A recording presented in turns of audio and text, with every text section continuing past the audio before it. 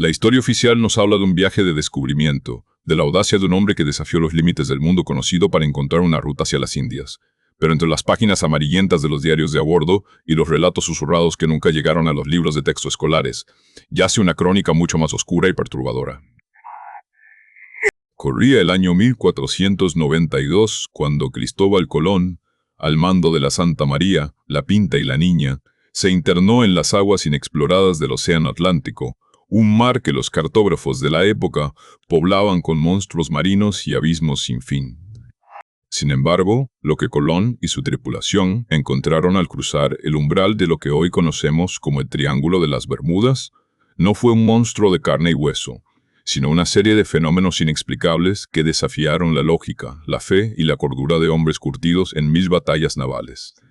Aquel viaje, que comenzó con la esperanza de gloria y riquezas, pronto se transformó en un descenso hacia lo desconocido, donde el tiempo parecía curvarse, y las estrellas mismas dejaban de ser guías confiables para convertirse en testigos mudos de un horror que la historia ha intentado sepultar bajo el barniz del heroísmo.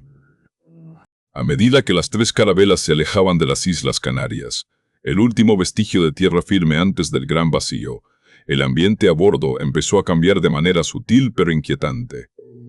El viento, que hasta entonces había sido un aliado constante, comenzó a soplar con una irregularidad caprichosa, y el mar, siempre cambiante, adoptó un matiz de azul tan profundo y eléctrico que los marineros juraban que el agua brillaba con luz propia durante las noches sin luna.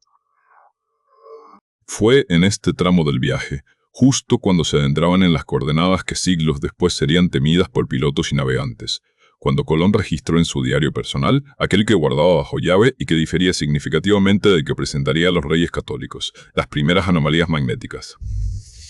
Las agujas de las brújulas, esos instrumentos sagrados que marcaban el norte con la fidelidad de una promesa divina, empezaron a oscilar violentamente, apuntando a direcciones erráticas que no correspondían con la posición de la estrella polar.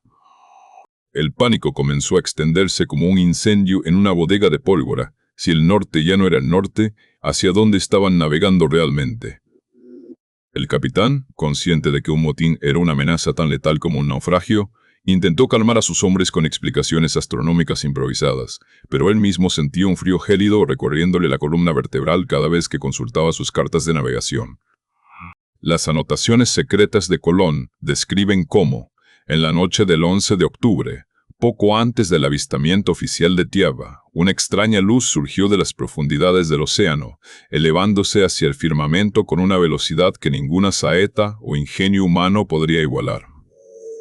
La describió como una candela de cera que se alzaba y bajaba, una luminiscencia verdosa que parecía poseer una inteligencia propia y que bañó las cubiertas de los barcos con un resplandor fantasmal, haciendo que las sombras de los mástiles se proyectaran en ángulos imposibles.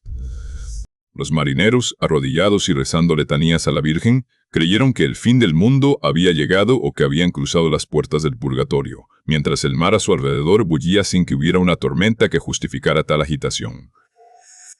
El misterio se profundizaba con cada legua recorrida en aquel sector maldito, pues no solo eran las luces y las brújulas lo que atormentaba a la expedición. Los registros hablan de una calma chicha tan absoluta que el agua parecía haberse transformado en un espejo de mercurio, un líquido denso y pesado que no producía ni el más mínimo murmullo al chocar contra el casco de madera. En ese silencio sepulcral, los hombres informaron escuchar voces que no pertenecían a ninguno de sus compañeros, susurros en idiomas olvidados que parecían emanar directamente del aire mismo o de las profundas cimas que se abrían bajo sus pies. Colón, cuya determinación rayaba en la obsesión mística, pasó noches enteras sin dormir, observando el horizonte con los ojos enrojecidos, tratando de discernir si las formas que veía entre la bruma eran islas lejanas o construcciones colosales que emergían y desaparecían en un abrir y cerrar de ojos, como si el espacio mismo estuviera fracturado en aquel punto del mapa.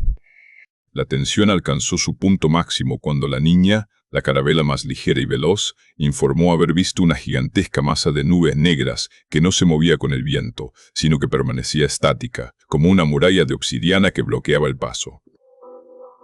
Al acercarse, el aire se volvió tan denso que resultaba difícil respirar, y un olor a ozono y azufre impregnó las ropas y las provisiones. Fue en el corazón de esta anomalía atmosférica donde Colón presenció lo que él llamó la gran caída de fuego, un meteoro de proporciones colosales que se precipitó al mar a escasa distancia de los barcos, pero que en lugar de provocar una ola gigante, se sumergió en el agua con un siseo ensordecedor, dejando tras de sí un rastro de fosforescencia que duró horas. Este evento, lejos de ser un simple fenómeno astronómico, fue interpretado por la tripulación como una señal de advertencia. Estaban entrando en dominios que no pertenecían a Dios ni al hombre. Una zona de transición donde las leyes de la naturaleza que conocían en Europa ya no tenían validez. A medida que nos adentramos más en los detalles de esos diarios ocultos, descubrimos que el encuentro con el Triángulo de las Bermudas no fue un evento único, sino una serie de ataques psicológicos y físicos que minaron la voluntad de los navegantes. Colón menciona que el tiempo parecía dilatarse de forma antinatural. Días que se sentían como semanas y noches que terminaban en apenas unas horas, como si el sol mismo hubiera sido atrapado en un ciclo irregular. El miedo al abismo, ese temor ancestral a caer por el borde del mundo, fue reemplazado por un terror mucho más moderno y abstracto, el miedo a desaparecer sin dejar rastro, a ser borrados de la existencia en un mar que devoraba no solo los cuerpos, sino también el recuerdo de quienes se atrevían a cruzarlo.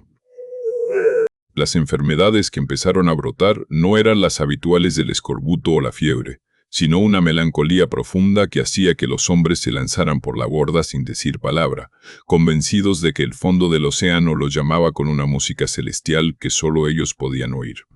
Incluso cuando finalmente se avistó tierra y el alivio pareció descender sobre la flota. El regreso a través de esas mismas aguas fue una pesadilla que Colón evitó detallar en sus informes públicos para no desanimar a futuros inversores y colonos. Sin embargo, en la intimidad de sus pensamientos escritos, confesó que nunca volvió a ser el mismo hombre que partió de Palos. Aquel viaje al corazón de las Bermudas le había revelado una verdad aterradora, que el mundo es mucho más vasto y extraño de lo que la religión o la ciencia de su tiempo podían explicar. Las luces en el cielo, las brújulas locas y el mar hirviente fueron solo los primeros indicios de un enigma que sigue desafiando a la humanidad más de 500 años después. El almirante de la mar Océana llevó consigo hasta la tumba el secreto de lo que realmente vio en aquellas noches de octubre, pero sus diarios fragmentados nos ofrecen una ventana a un pasado donde el descubrimiento de un nuevo mundo estuvo a punto de costar la cordura de quienes lo intentaron, atrapados en las garras de un triángulo que no perdona ni olvida.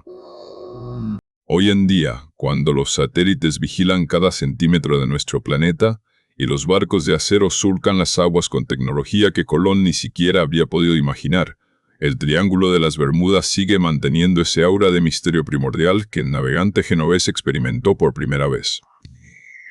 Las explicaciones modernas hablan de hidratos de metano, de tormentas geomagnéticas o de simples errores humanos, pero para aquellos que leen entre líneas las crónicas de 1492, queda la sospecha de que Colón tropezó con algo mucho más antiguo y poderoso. Quizás, en ese rincón del Atlántico, existe una falla en el tejido de nuestra realidad, una puerta entreabierta que Colón cruzó sin saberlo y de la que solo regresó por un capricho del destino. El primer encuentro no fue con las islas del Caribe, sino con el abismo mismo. Un recordatorio de que, por mucho que avancemos, siempre habrá rincones del mapa donde las sombras son más largas y el mar guarda secretos que es mejor no despertar. La narrativa de Colón se vuelve especialmente cruda cuando describe el comportamiento de los animales a bordo. Los caballos, que normalmente soportaban el viaje con una resignación estoica, comenzaron a relinchar con una furia desesperada, golpeando los costados de las bodegas como si percibieran una presencia invisible acechando en las sombras. Los perros gemían y se escondían bajo las mesas de los oficiales, negándose a salir a cubierta incluso cuando se les ofrecía comida. Esta sensibilidad animal hacia lo sobrenatural o lo desconocido reforzó la creencia de la tripulación de que el aire estaba cargado de espíritus. Colón, tratando de mantener la fachada de líder ilustrado, anotó que la atmósfera en esa región poseía una cualidad eléctrica que hacía que los cabellos de los hombres se erizaran y que pequeñas chispas saltaran de los objetos metálicos, un fenómeno que hoy asociamos con el fuego de San Telmo, pero que en aquel entonces, rodeado de tantas otras anomalías, se sentía como el toque de un dedo fantasmal sobre sus pieles. Al analizar la progresión lógica de los eventos, resulta fascinante observar cómo el diario de Colón pasa de la observación técnica a la descripción casi poética y aterrada. El almirante describe bancos de algas tan densos, el famoso mar de los sargazos, que los barcos parecían estar navegando sobre tierra firme. Pero bajo esas algas, los marineros juraban ver sombras gigantescas que se movían con una agilidad impropia de cualquier pez conocido. Colón temía que las carabelas quedaran atrapadas para siempre en ese abrazo vegetal, convirtiéndose en barcos fantasma que vagarían por la eternidad en un mar sin viento. La lucha constante contra los elementos conocidos era agotadora, pero la lucha contra lo desconocido era lo que realmente consumía sus almas. Cada noche que sobrevivían era celebrada no con alegría, sino con un alivio amargo, sabiendo que el amanecer podría traer consigo un nuevo fenómeno que desafiara su comprensión del universo. Finalmente, el legado de estos diarios secretos nos obliga a cuestionar la versión simplificada de la historia. El descubrimiento de América no fue solo un encuentro entre dos culturas, sino un enfrentamiento entre el hombre medieval y las fuerzas brutas e inexplicables de un planeta que aún no se dejaba dominar. El Triángulo de las Bermudas fue el primer gran obstáculo, una prueba de fuego que casi aniquila la expedición antes de que tocara suelo americano. Colón, en su lecho de muerte años después, seguía murmurando sobre las luces que subían del mar y las estrellas que cambiaban de lugar, recuerdos vívidos de una experiencia que lo marcó más que el oro o los títulos nobiliarios. Sus palabras finales en aquellos papeles ocultos son una advertencia para los navegantes del futuro. Hay lugares en este mundo donde la brújula del alma es la única que importa, pues la de hierro fallará inevitablemente ante la magnitud de lo invisible.